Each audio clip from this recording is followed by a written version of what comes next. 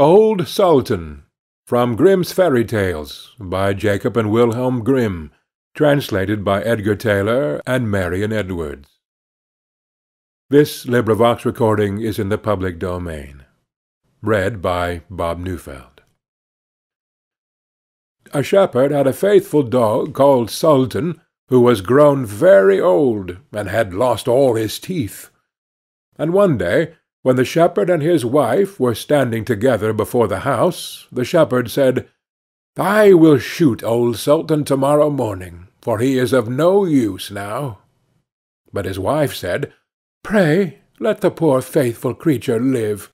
He has served us well a great many years, and we ought to give him a livelihood for the rest of his days." "But what can we do with him?" said the shepherd. "He has not a tooth in his head, and the thieves don't care for him at all. To be sure he has served us, but then he did it to earn his livelihood. To-morrow shall be his last day, depend upon it." Poor Sultan, who was lying close by them, heard all that the shepherd and his wife said to one another, and was very much frightened to think to-morrow would be his last day.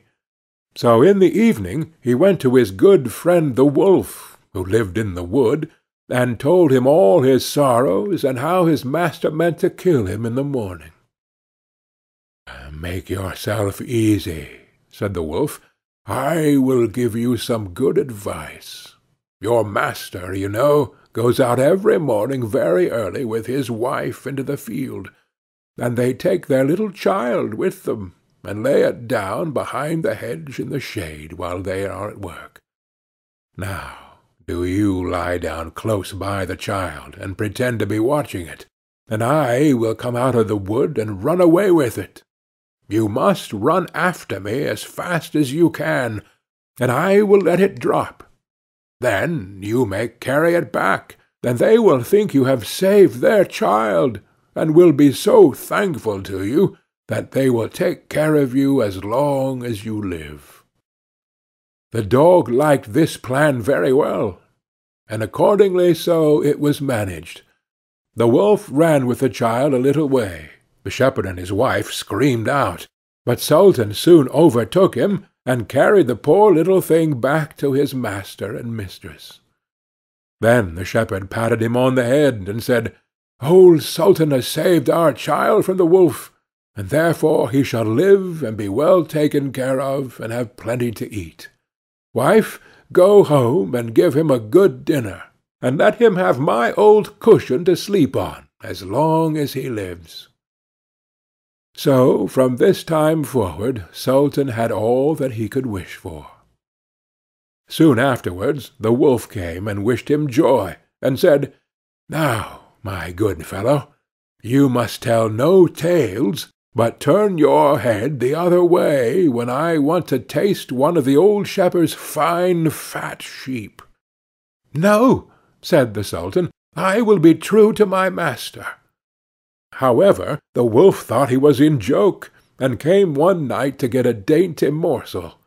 But Sultan had told his master what the wolf meant to do, so he laid wait for him behind the barn door, and when the wolf was busy looking out for a good fat sheep, he had a stout cudgel laid about his back that combed his locks for him finely.